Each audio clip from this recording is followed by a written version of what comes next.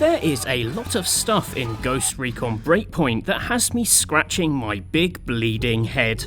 Like, why can I regain stamina by drinking swimming pools? Or why do I spend so much time doing my best impression of a cheese rolling competition? And why is a helicopter better at getting down slopes than me? And why does the Error 1 loading screen always hang on 69? What's it trying to tell me? And why is this loading screen a picture of some giant teeth?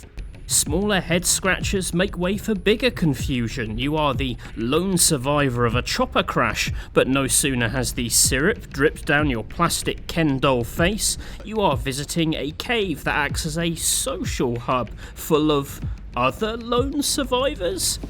We're the only two left in our chalk, says this guy. Well, apart from Monkey Punk and Tupperware Ninja over here, if I'm the only ghost who survived, are they actual ghosts? I mean, it would explain how we clip through one another. Then there's the loot system that's not a real loot system. Yes, you have a gear score that grows with each new weapon, but every human in the game can be killed with a bullet from a level 1 gun, as long as the bullet goes in the head. What the gear score actually refers to is your ability to fight drones, and there's only one mission in the whole campaign where you are forced to take down one of those big boys. So what's the point of it? As for higher level areas waiting to be plundered by a high level drone killer, well, one of the classes has a magic spray that turns you invisible to robot eyes, letting you run in and rob the late game content in the opening hour. Not to mention gear scores leading to bizarre moments when a helmet has a lower armor score than a baseball cap. I mean, it's a baseball cap! This bit gives the enemy snipers the exact gap to put a bullet in your brain. Yes, there are lots of weird things about Breakpoint, things that hurt immersion, things that feel too arcadey for a Ghost Recon game, things that make me wonder how much the designers played their own game, like forcing us to dismantle or sell weapons one by one, or the fact that when you start getting high level loot,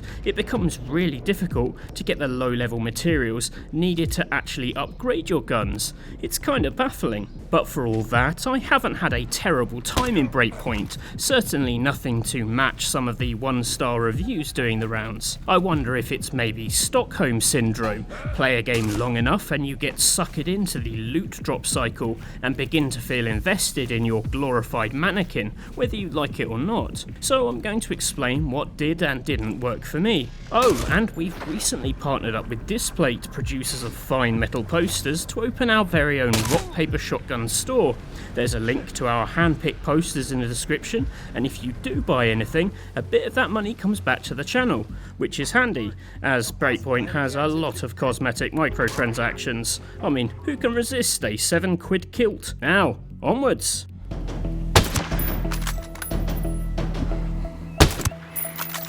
The one thing Breakpoint does well is giving you big enemy compounds and the freedom to approach them as you see fit.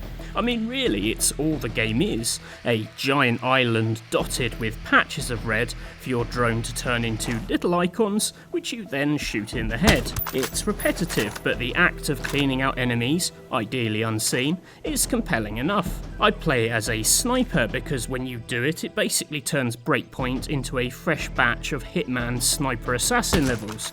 It really is similar. Having spotted the enemies, you work out the safest order to perforate their skulls, pick off snipers in their towers and single enemies lurking out of sight lines. Maybe you risk an aerial drone before picking between minigunners, a gamble as they require 2 head hits, or guards wandering on patrol. Trying to clean house without soldiers spotting a body or silencing them before they raise the alarm makes it a fun target gallery. Sniping is the best way to play solo too, with sync shot drones replacing the AI companions, who are being added at a later date, but coming with limited numbers to prevent you from spamming synchronized hits as you could in Wildlands. Annoyingly, as playable as Breakpoint is alone, you always have to have an online collection. I've had fun going in close too. In an early video I said this was the closest thing I'd played to Metal Gear Solid 5 since Metal Gear Solid 5, in terms of sneaking behind enemy lines and popping people with silent pistol headshots. I mostly stand by that comparison, although Breakpoint is the dumber game. You don't move with anything like the precision of Big Boss, and your drone, an all-seeing eye in the sky, makes it too easy to get the full lay of the land. Phantom Pain has a tension that you'd always miss to guard with your binoculars. The intel is just too good in Breakpoint.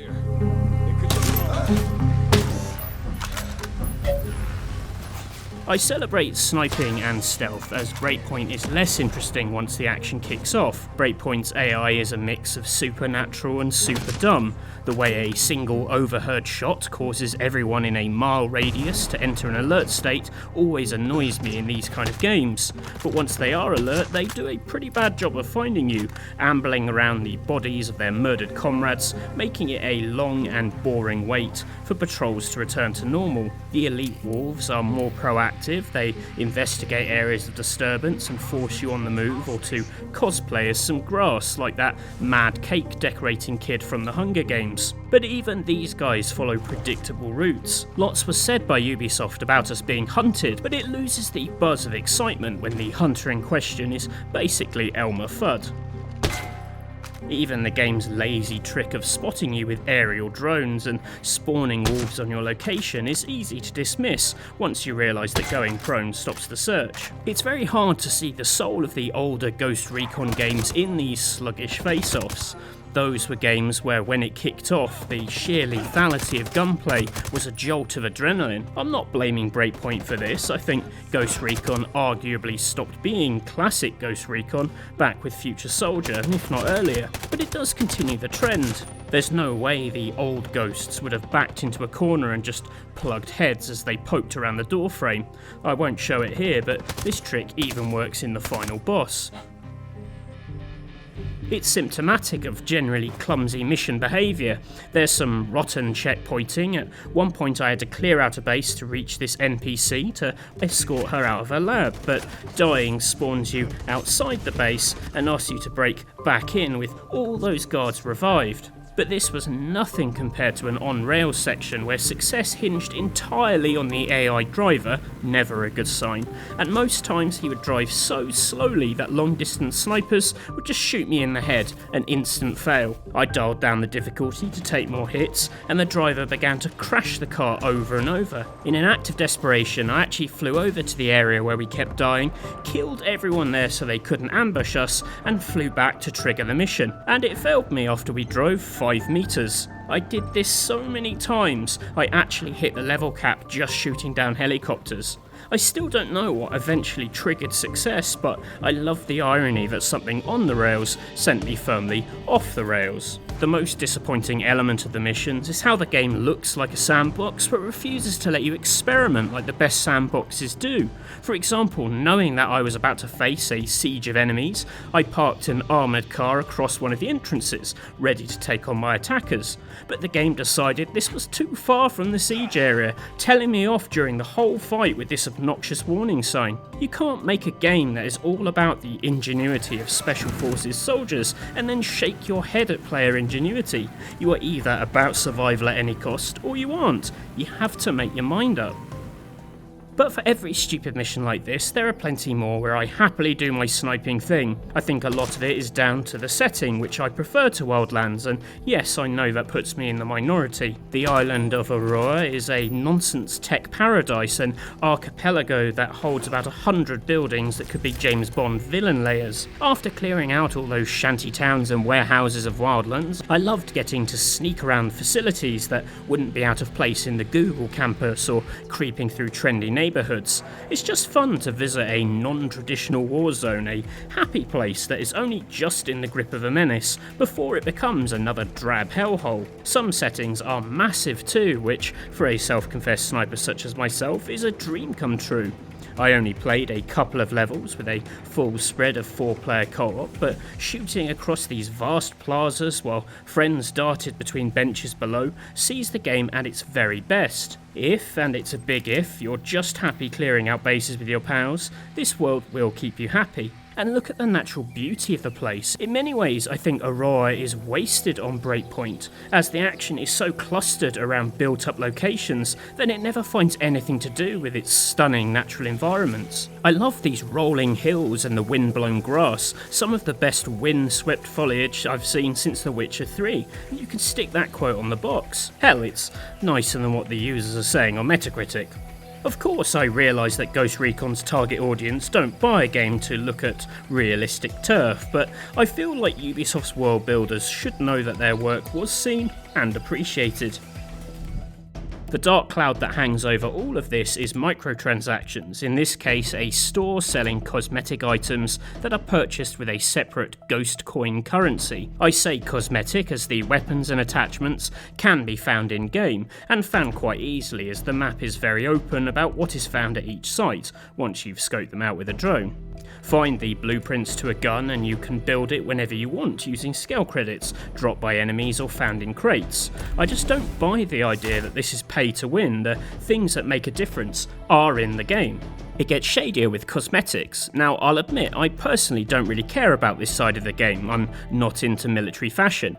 But plenty of people are, and for them it is rotten to hide the more colourful helmets behind a paid-for currency. It still only makes up a fraction of the items available in the wider game. The customization menu is honest about where things can be found, but it's still manipulative. As many people have said before me, just because I can ignore this stuff doesn't mean there's not someone more vulnerable who can't, and that person shouldn't be exploited. I do think the idea that Breakpoint's microtransactions are especially aggressive is exaggerated.